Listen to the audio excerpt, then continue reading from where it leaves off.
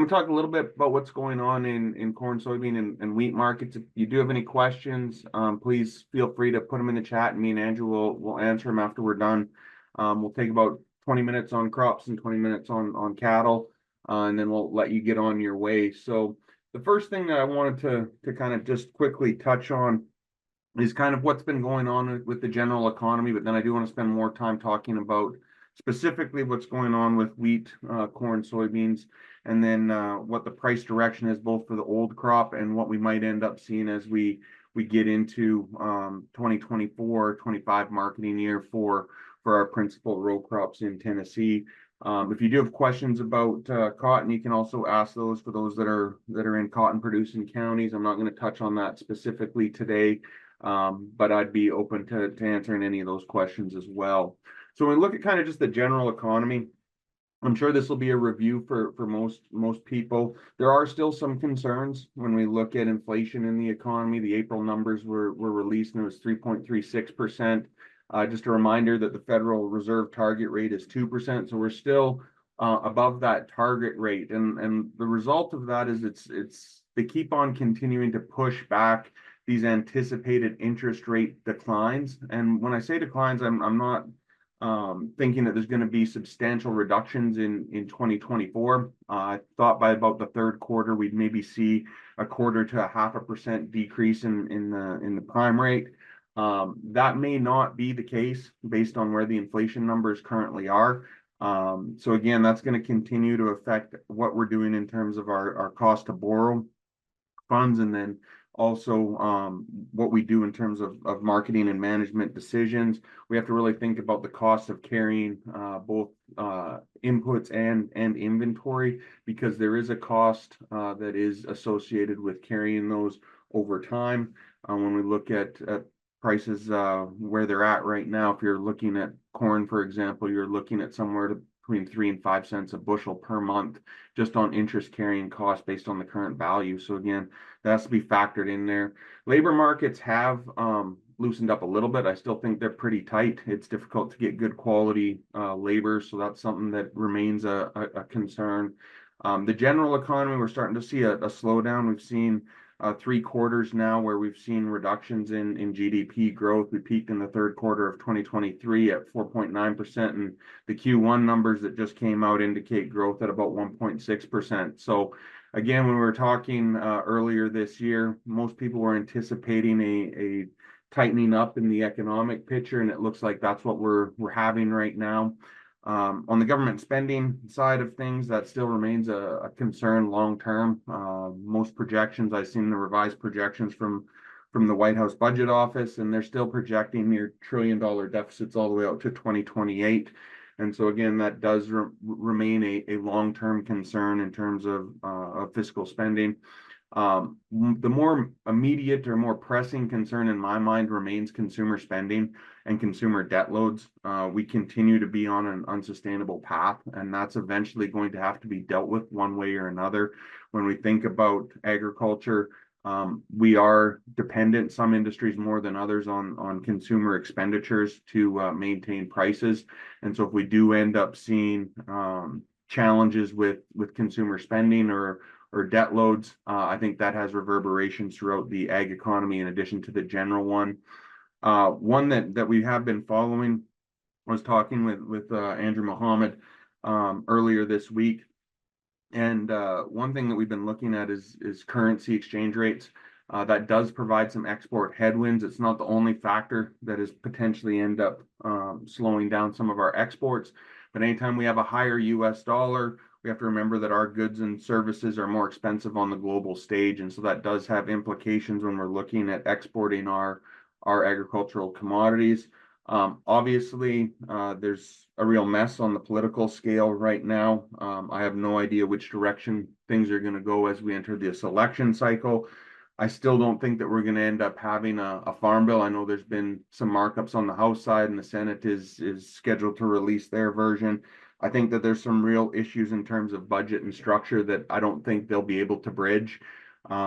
At the very least, if we do get a farm bill before the election, it'll likely be kind of keeping the status quo with a little bit of maybe modifications to reference prices and those types of things. But the political landscape right now is very unpredictable and is likely to stay that way for the foreseeable future. When we look at supply and demand, I'm going to spend most of our time talking about what's going on in the US, but I do want everybody to realize that we are getting strong influences still from South America. Obviously, it's been well talked about the importance of the Brazilian crops in Argentina. But when we look at this, I pulled this from USDA. It gives you an idea of the crop production cycle down in Brazil. And the one that I really wanted to highlight was that second crop corn, where they're starting harvesting right now. That's really going to be an interesting one to look at. It used to be a much lower percentage of the Brazilian crop, but now it actually is the dominant one. Almost 3/4 of their corn crop is harvested on the second crop, not the first crop.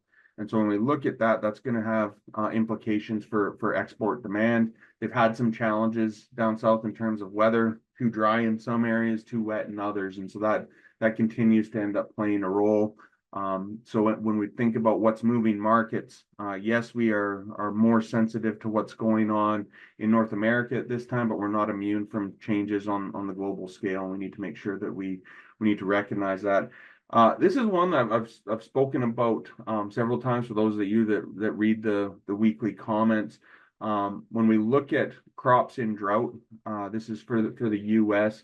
I like to look at this each week. It gives you the change compared to the previous week, and then what it looked like compared to a year ago for the same week. And when we look at this, I don't think it's going to surprise people. We've had more rain, too much rain in a lot of areas. It's really created some challenges. But if we look at the percentage of our spring crops in particular that are in drought, we're near record lows in terms of production. Areas that are experiencing drought. When we look at corn at 5%, soybeans at 3%, even cotton at 5% compared to year ago levels that were in the upper 20s and low 30s. For the crops that we get planted, and hopefully we get some more warm weather, moisture deficits is likely not to be a major issue at the start of this year. We'll have to see how weather progresses, and obviously getting the crop in the ground and off to a good start is still a challenge.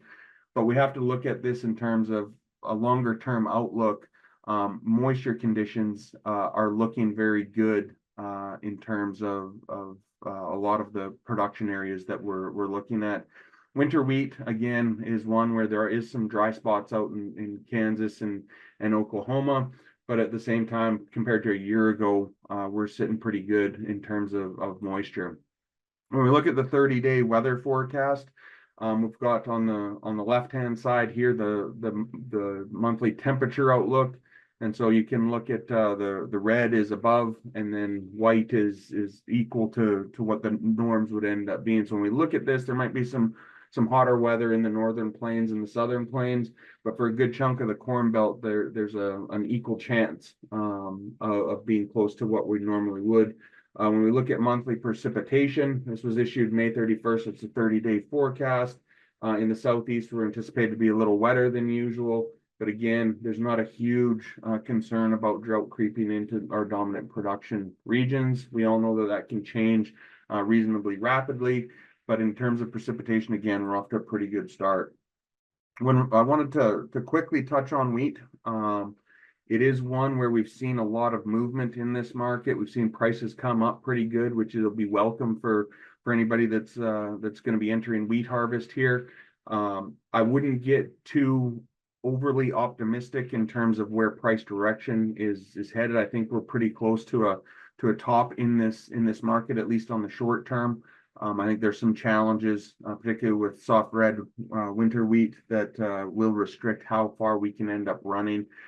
There are some good underlying fundamental news in wheat, and I just wanted to highlight these two stocks numbers when we look at the U.S. versus foreign stocks. When we look at those numbers, particularly the foreign, you can end up seeing that we've dropped. Back in 2020, we were at just over 9.6 billion bushels. And now we're down around 8.5 billion bushels, and even year over year, we're down a fair amount. Now, the challenge with wheat is it's a very difficult commodity in terms of supply and demand fundamentals, because there's production occurring year round in both hemispheres essentially, and on every continent except for Antarctica. So we can end up having changes very dramatically. There's been some concerns with the Russian wheat crop. Russia's the largest exporter of wheat. They had some frost issues potentially that might have ended up affecting their crop. So we'll have to wait and see how that works. It could provide some additional export markets that would help drop this U.S. stocks number down. When we look at what's been going on historically in terms of prices, there's two things I always want to point out. Is we've come down substantially from the highs that were induced by the Russia-Ukraine war. And what we've actually seen is we've seen volatility come down as well. And this has been across corn, soybean, and wheat markets. And so when we look where we're at in terms of a market or an average price on the futures market, this is the July futures. The average price has been around 6.13, and we've been anywhere between, just over $7 down to the mid fives as well. So we have seen some movement in wheat markets, and we're anticipating kind of maintaining that existing range. When we look at the run up that has occurred, you can see it topping in this market where we got above $7 and we pulled back recently. I think we're more likely to move mostly sideways to slightly down as we end up going into the harvest season. One of the challenges I think we run into is how far can particularly soft red wheat end up running from corn. I think it does present some challenges when you get a ratio gap between those commodities. In terms of producer level decisions, I do I end up having sales anytime we're north of that 650 range on the futures. You can consider what your basis is, and if you can end up getting a return to storage, what are those premium end up looking like? But again, we have to weigh the fact that if we're going to store this crop, does it impact what we do in terms of corn and soybeans? So that's a consideration that has to be made. When we switch it up to corn, I still am a big proponent of protecting against the downside in corn markets. When we look at the world corn situation, it's actually been pretty steady. We've been pretty balanced between consumption and production. Our ending stocks has remained pretty consistent. Where I see more concerns is on the domestic picture. I worry about maintaining that export market share with some of the headwinds from production from other regions, and then also a strong U.S. dollar creating some challenges in terms of being price competitive. We'll have to see what this crop brings. I'm really interested in what's going on in terms of planted acreage. You hear different reports from across the country. The the USDA currently has it estimated about 90 million acres. I'm really interested to see if that number is adjusted as we end up completing the planting season, coming down. People switched to more beans. We've got a pretty good start in terms of moisture.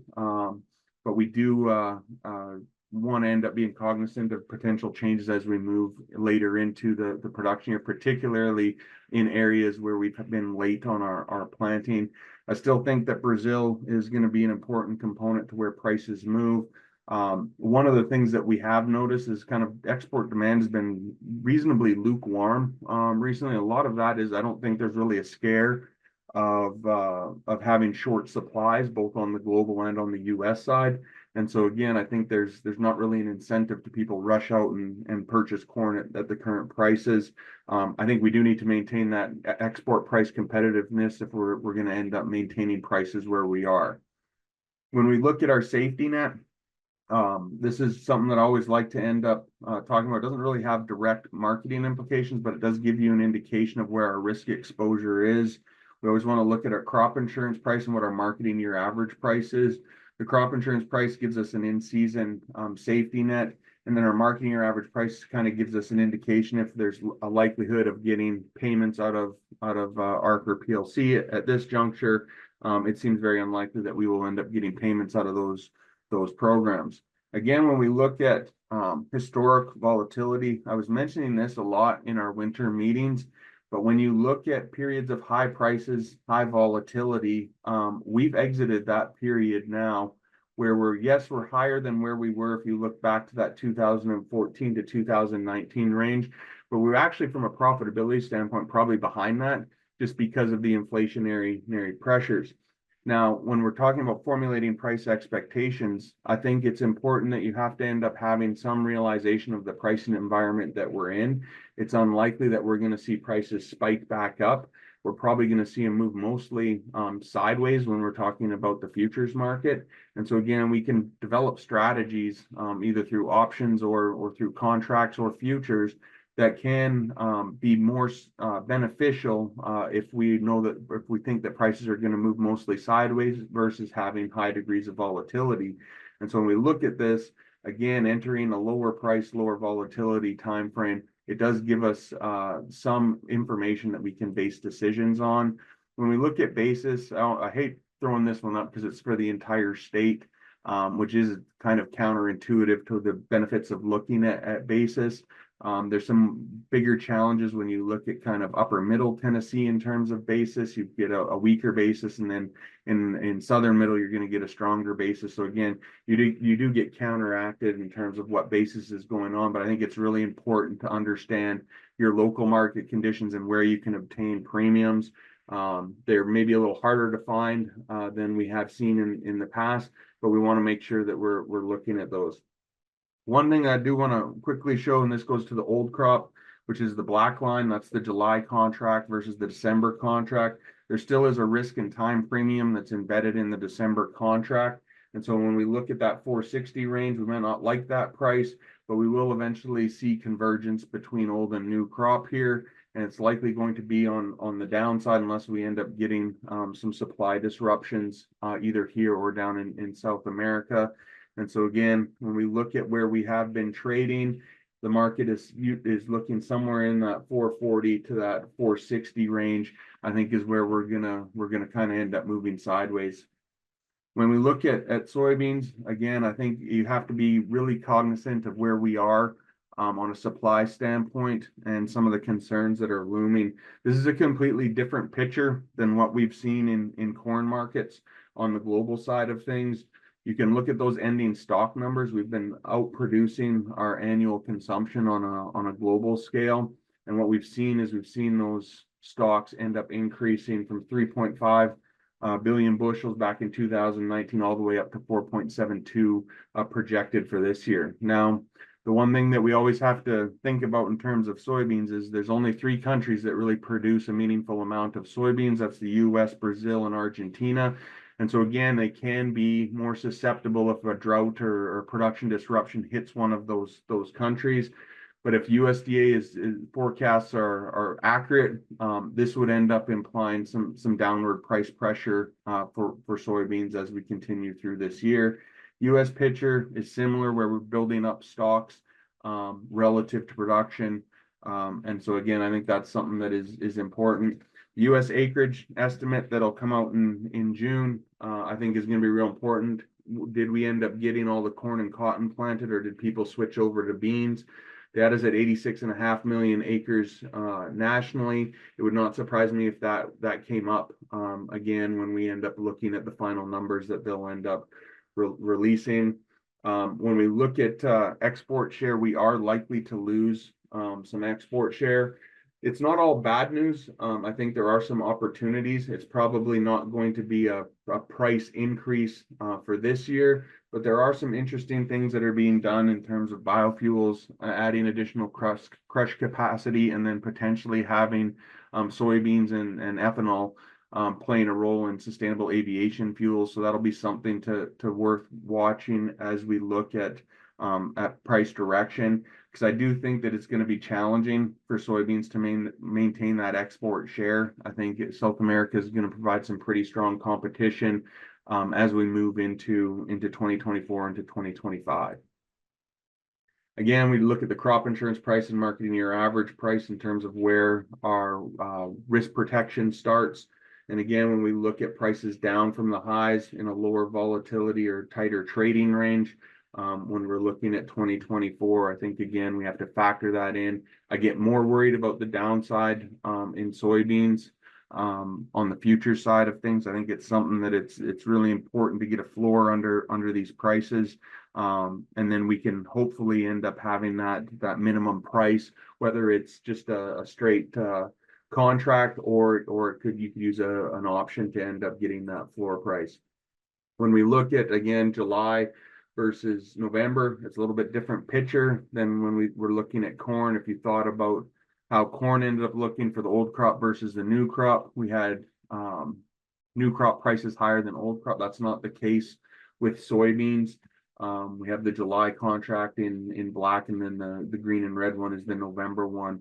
And so again, we have to think about where we are in terms of prices for both the old crop and the new crop. Quickly show what basis is done across Tennessee, both for 2024 and 2023 relative to where we've been in terms of the average. So just in kind of concluding on what we're looking at, we're probably likely to continue to see prices move sideways to maybe slightly lower, depending on weather conditions. We are in a lower price, lower volatility market than what we've been in the past couple of years. So we need to end up adjusting our marketing strategies and making sure that we're factoring that in as we move through this production year.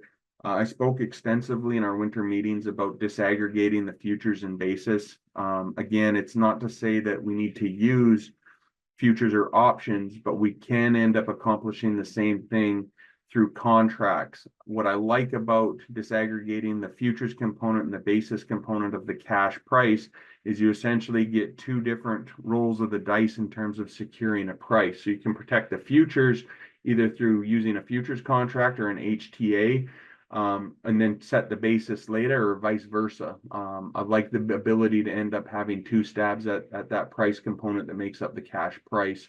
I think we need to evaluate our storage alternatives for this coming year. I'm a big proponent of having the ability to store the crop for multiple reasons, making sure that we can get timely harvest accomplished, and then extends that marketing window where you know that you have production in a bin or a bag that you can end up making decisions on without worrying about overexerting yourself on a pricing standpoint. When we look at profitability for 2024, we're likely to see some tight margins. It concerns me that we've seen some financial stress this early coming off those high price periods, but I think that there's a real challenge if we have a good crop and lower prices for this winter. I think we're going to see some additional financial stress on the crop side of the equation.